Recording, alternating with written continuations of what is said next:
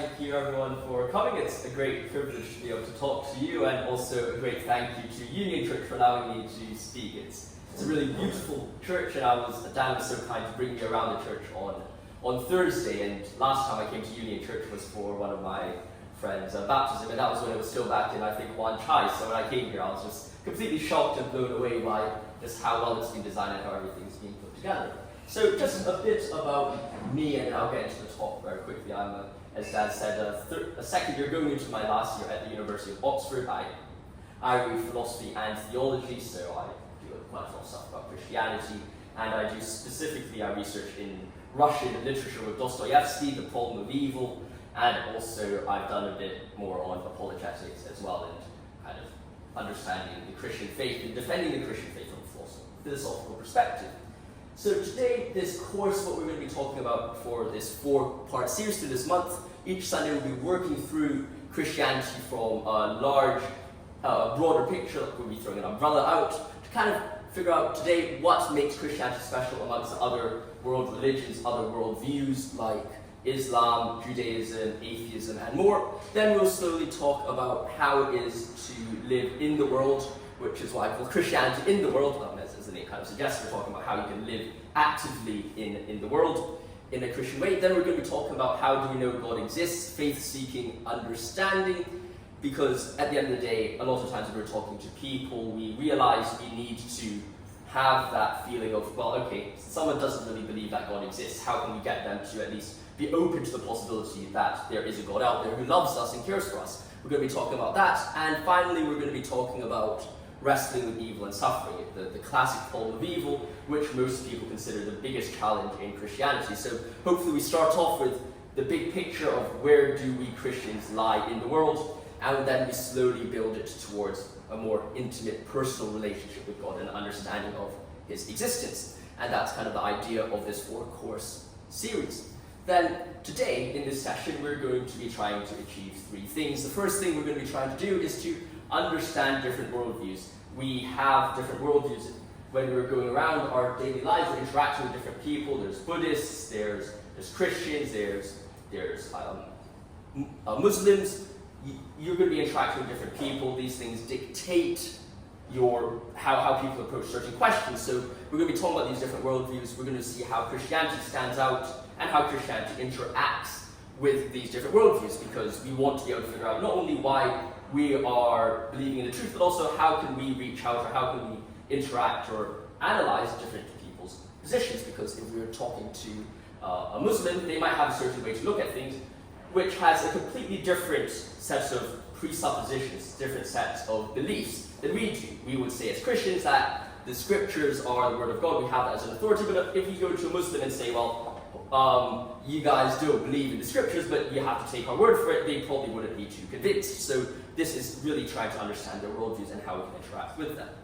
Now, what we're going to be talking about today as well is just the main worldviews: Judaism, Islam, which has been growing really significantly in the West, and also less so in Hong Kong from my understanding, but it still is a big problem for a lot of people. The Karmic religions, which is perhaps a bit more of a Hong Kong thing: Buddhism and Hinduism, Atheism, the belief that there is no God, and of course Christianity as well. So those are the main worldviews that we'll be talking about.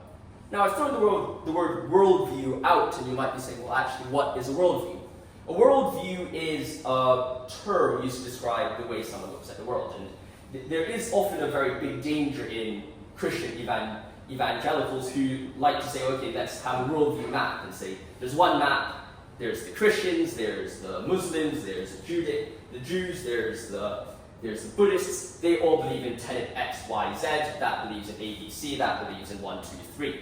And say, okay, that is everything that these people believe, that is everything they will believe, and the only thing they believe. And that's not a very helpful way to do it, in the sense that everyone has their own approach. No Jew is going to be the same, no Muslim is going to be the same, and no Buddhist is going to be the same. But nonetheless, it's good to understand at least some basic frameworks of what are the key tenets. They might have, on the minutiae, some differences, and it's important when you're interacting with them to try to figure out what they believe on the sides, but also it's important to understand at least kind of where they're coming from. For example, if you met a Christian, perhaps that's the best example, and the Christian said, I believed in Christ, he's a prophet of God, but we also believe that Muhammad is the prophet of God, and we also believe that the Buddha was the prophet of God. Then you're like, well, yeah, it's not just we're disagreeing about a small distinction about predestination or Arminianism, but that is actually quite a big difference when someone's coming to me and saying, well, hold up a second, there's actually, Muhammad is the same as Jesus Christ, and you're like, well, okay, that's not exactly what we want to be interacting with. So it's very important that we understand what is a worldview, and also kind of understand the different pictures, the different frameworks to say, well, okay, this is kind of what I'm expecting if I'm talking to a Jew, this is what I'm expecting if I'm talking to a Muslim. So let us start off with how do we judge a worldview? What is our criteria of judgment? Because at the end of the day, if someone comes to me and says, I'm going to go all postmodern, I'm going to not care about any sense of truth, I'm just going to say, all right, let's have my interpretation of events, let's have my subjective feelings, and let's try to judge a worldview, then in that sense, everyone is correct. The Jew probably thinks his relationship with God is the best, you have the Muslim thinking his relationship with God is the best, you have the Christian, and then everyone's on an equal playing field.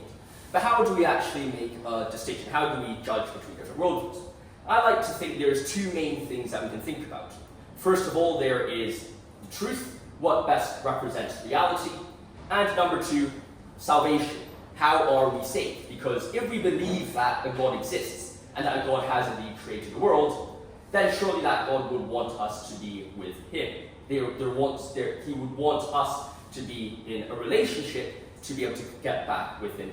Christianity calls it atonement, to be at one with God. And as a result, when we have salvation, we can see, well, which picture of salvation is the best one, which one makes the most sense, and also, well, is that picture of salvation true? Those are the two ways to judge a worldview. So let's start off with Judaism, because that's perhaps where the story all begins. You have the Abrahamic religions of Islam, Christianity, and Judaism. Most of them track back to the very beginning of the Old Testament, and depending on how far you read through the Old Testament, they start branching off. Judaism is the realization of the Old Testament if you're thinking about it conceptually. Of course, there's different groups of Judaism, and even if you're reading the New Testament, you see different groups of Jews, the Pharisees, the Sadducees, and whatnot. There are different groups of Jews, but most of them would agree that the Jewish covenant salvation is found via the covenant agreed between Abraham and God. It's really a nationalistic and collective sense of salvation. If you're part of the Jewish race, you follow all the laws that has been given to us in the Torah, and you do all those things and make the correct sacrifices at certain dates, which can be seen at Leviticus 4-5, then most people say, well, you're saved. It's very legalistic. If you follow the law, then you get saved.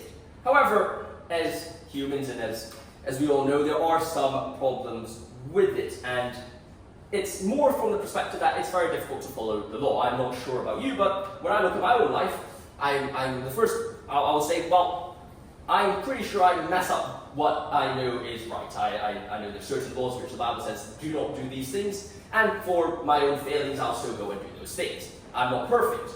And what's even worse for myself is that, well, not only would I often make mistakes, but I also not remember that I've made mistakes. By a few days in the future, after I've made some mistakes, I'll then forget I've made those mistakes and continue going on my life. Now, the problem that poses for a Jew is that, well, okay, I have the law, I'm going to do it, I've broken the law, I've forgotten I've done the law, but since you need a sacrifice to make up for your sins, and you've forgotten about it, your sin doesn't get saved. You do not get redeemed from that. And since you haven't been able to fulfill the law, then you're going to get damned by the law, and then you're going to go to hell. Essentially, there is no salvation in that circumstance. And with that image in mind, what you notice is this is highly problematic for most people, because while on one hand you could say, like Paul, when he wrote in Philippians, he said, if anyone thinks they have reasons to put confidence in the flesh, I have more. Circumcised on the 8th day of the people of Israel, of the tribe of Benjamin, a Hebrew of Hebrews, in regard to the law of Pharisee, as for zeal persecuting the church, as for righteousness based on the law faultless. But whatever were gains to me, now I consider loss for the sake of Christ. What we do see in this situation is, you could try to follow the law perfectly, but that is not enough, and that's a very fundamental issue. A lot of Christians like saying, well, if I'm a Jew, the Jews are going to get saved as well. We have the same covenant. And that's really not the case. What Paul is really telling us here is that if you do not believe in Jesus Christ, if you do not believe in the salvation of Christ, you will then be judged against the old covenant, upon which no one can get saved, unless you really do something completely perfectly, which I'm not sure about you, but I'm pretty sure no one can follow the law perfectly, and as a result, one doesn't get saved under Judaism. And that's a very big problem. I don't want to stay on Judaism too long, so I'll head over to Islam. Islam is quite similar to Judaism in a surprisingly interesting way. Salvation to them follows what people call the 5 pillars of salvation. It's a profession of faith, believing that there is no God but Allah, and Muhammad is a messenger of God, about praying, about giving alms, about fasting, making a pilgrimage to Mecca if possible, and also it's summarized as a salvation which comes through good works outweighing the bad. So whereas the Jews say, all right, we want to follow the law, we have a law that you need to follow everything, and if you make any mistakes, you're going to get damned unless you get saved for them. In Islam, it's very much about, okay, have I done more good things than have I done bad things? And in some sense, it does make sense. I would say that's probably one of the reasons why Islam is is really growing significantly in the world, because it is based on what we all view as common sense. Reciprocal economy is the word that a lot of philosophers use to describe, okay, I have a friend, he's given me a pen, I'm like, this is a nice pen, I'm going to give him back another gift. And then you have this exchange, and you're like, okay, we're even now. Or someone does you a favor, and then you do them a favor back. Or someone gives you $500 Hong Kong dollars as a loan, and then you're like, okay, well, I need to give them $500 back. And if they're really judicious about it, they might then say, well, okay, give you 10% interest as well, and then you have to give them 550 Hong Kong dollars back, or whatever, my maths aren't great. And that is the idea of a reciprocal economy. And humans base their moral decisions and they base their ideas of the world around it. And it's very common sense. It seems right that if we do enough good things to outweigh our bad stuff, we're going to go to heaven. Or if we do enough good to someone, and then they should do something good back to us. But the problem is, when it comes to salvation, that doesn't really work very well. First of all, if you're thinking about what does it mean to be at one with God, we're thinking about how can we become at one with the infinite. We are finite human beings. If I'm going to say that my atonement, what God is giving me, is infinite, how am I going to go and reciprocate God and give him an infinite amount of things? I could do everything good in my life, but I still will not get up to the infinite. I will not be able to act in that standard to say I can reciprocate God in the equal fashion. And even in the small things, we shouldn't be acting based on reciprocity. We should be acting out of love, and perfect love doesn't act on that reciprocal exchange. When God tells us something is right, we do it because it's the right thing to do. When you think about all these examples of great Christian figures throughout history, even in the Bible, you think about the book of Job. Job didn't really get a very good hand from God, or even from Satan, or in the world, because even though he did everything well, he didn't get a good hand. And yet he still tried to act towards his friends with charity when they were slandering him. He still tried to act well to them, and he still worshipped God at the very end of the book. It's a very interesting thing in the book of Job where Job falls and worships God, not after he gets all his family back or he gets all his wealth back, but he worships God before he got anything back. Job was happy that God appeared to him before he got anything back and still decided to worship God. And that shows us, I think, that reciprocal economy is not something we can base our moral and religious standards on. We have to say when we're acting in relationship to salvation, or even when we're acting in relationship to others, that we're just doing it because it's the right thing to do. And also that we cannot then say to God on the day of judgment that, well, I've done a certain amount of things which outweigh a certain amount of bad things, and therefore you must accept me to heaven, because that doesn't work. And you'll realize very quickly that this is not only a problem with Islam, it is very much similar in Karmic religions, or religions which are based around karma. And karma is the idea in religion where if I do something well in my life and I die, I'm going to get reincarnated and I'm going to get up in a better place. It's like social credit scores which go up ad infinitum throughout your lives. But at the same time, if you do something bad in your life, you get negative social credit scores, and then the next time you get reincarnated, you end up worse and ad infinitum towards hell. So you then start thinking, well, okay, where does it leave us if we're reincarnating through lives and we're moving either towards heaven or hell? We notice that's just exactly what we saw with Islam with reciprocity. If I do good, then God's, or the divine principle in Buddhism is going to make me a better being in my next life, ad infinitum, or down the other way. And another problem with that is that, well, it really does break down moral responsibility if you think about it. And this is someone John Locke, one of the philosophers in the 17th century, said was, okay, imagine you died and you got resurrected and you forgot everything about your past life. Can you be held currently, presently, responsible for what you've done in your past life without any memory or recollection of what happened? Well, it would seem very odd to say yes, because if you imagine hopefully I do not, if Buddhism is true, but imagine I got reincarnated as a dog, and I cannot remember as a dog everything that I did in my life as Josh Yen. What will then happen is, well, dog Josh is going to be like, he's getting kicked, or hopefully I don't get eaten or anything like that, but if dog Josh gets destroyed because Josh Yen, the human, did something bad, you're like, well, is that really a way in which God's going to punish someone? That I don't know anything as a dog about what I did in my life, and I'm still getting thrown to hell, or I'm getting abused because of that? Well, of course not. That's not fair at all.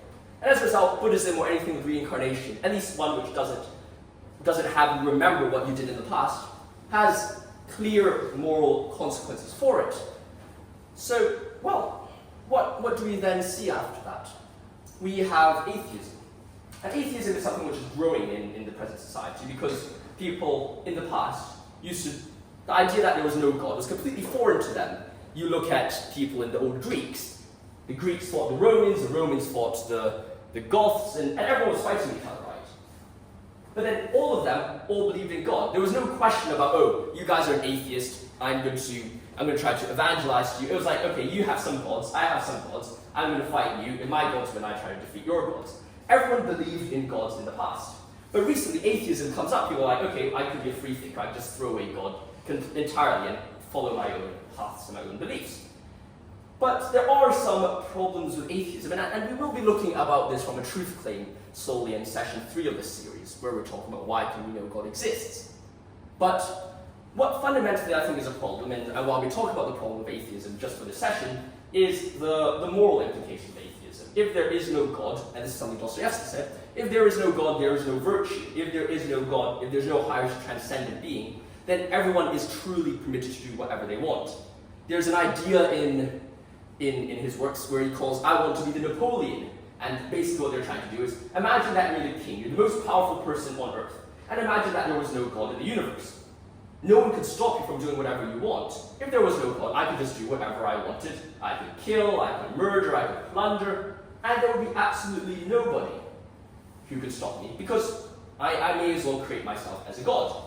And that ultimately ends up with atheism. Atheism is perhaps a precursor for such a belief, and don't take this to say, and some people in apologetics like to then tie on from this and say, oh well, all atheists are like that. That's not exactly what we're trying to say here, but we're saying the implication of atheism is that we can do all things, that there is nothing impermissible for humans apart from another human saying, I don't like you, so I'm going to throw you in jail.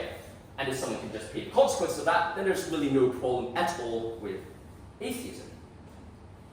So, now that we've talked a bit about different worldviews, and I know I've blasted through this quite quickly, but let us turn to Christianity, because Christianity, I'd like to spend more time on this, because as much as we know other religions, it's very important to figure out what we believe in, and I think there's something so intrinsically beautiful about Christianity that there's something, it's really worth kind of taking our time and working through it slowly.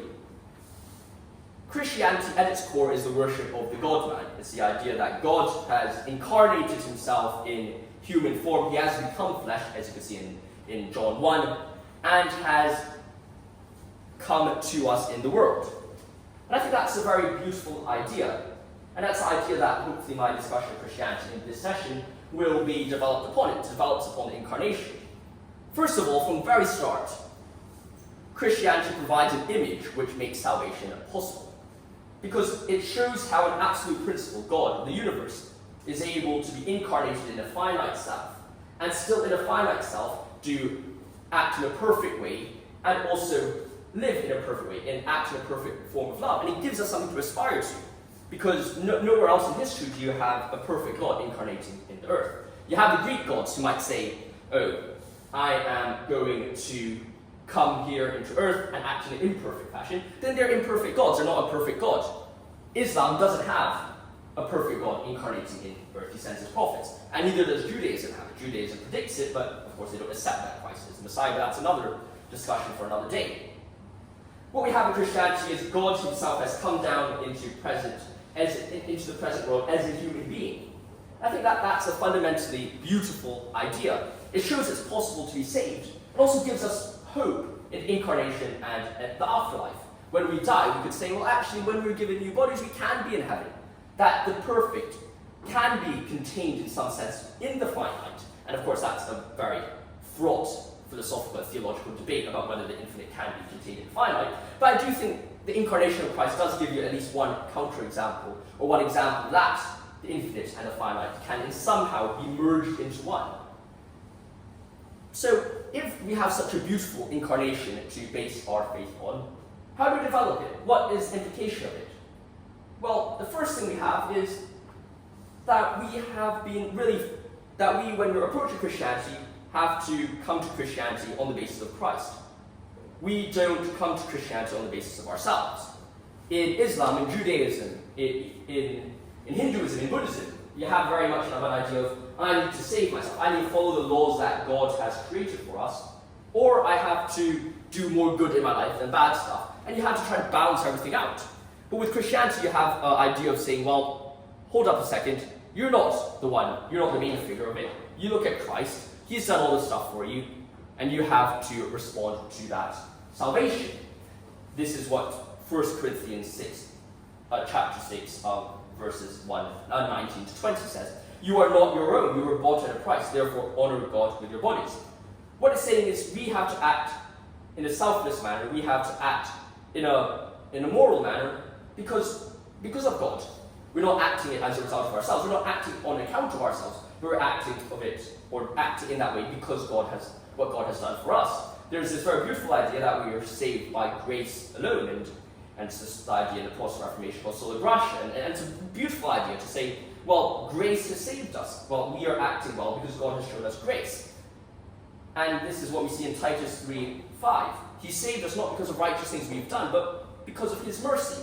We don't deserve salvation. The whole salvific picture is not on our hands. We have to respond to God's salvation that he's given to us. That's true. And we have to make the free choice to respond to his salvation. Yes, that's very, very true. But at the same time, the whole salvific picture is done apart from us. We have to work out our salvation, but that salvation has already been done. It has already been accomplished by God's actions, by his incarnation, and by his resurrection. So when we're thinking about this picture, we notice it's very different from Hinduism, Islam, Judaism. We don't have another being, we don't have another God who we're trying to emulate, and in some sense, by emulating that God, we gain salvation. Rather, God has done the salvation, and we have to accept it. Of course, that acceptance comes by answering his call and by acting in the way that he has, and through the things that he's done for us. But that's not because of that we will do things for him and we will get saved. It's more of, well, if we act in his way, we do that because we love him. And that's a different framework as well. Now, there's also another thing in salvation. And it's a very big question in philosophy. It's like, how can someone get saved? How can someone go to heaven if they are finite?